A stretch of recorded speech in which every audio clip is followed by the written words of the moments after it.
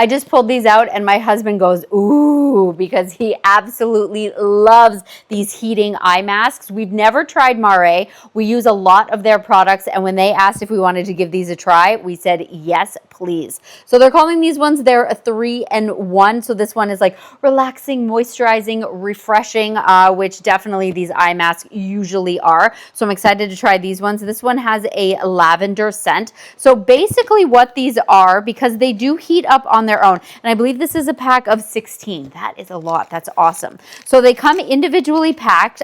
Can we also just talk about Mare's packaging here? Absolutely stunning all the time. So there is activated carbon and iron in here, and as soon as it comes in contact with air, then it starts to heat up. So basically all you're going to do is you're going to rip the package open, and then it's going to be a little mask. Oh, look at that, a cute little mask. You even have the spots here for the ears. So you want to kind of stretch that out a little bit. You're going to put this, so let me see if you can see that. I'm not sure if you can see, but you've got these like little pads right here, and like already it's starting to get warm. And you give it a little bit of time, and then it'll start to get warmer and warmer.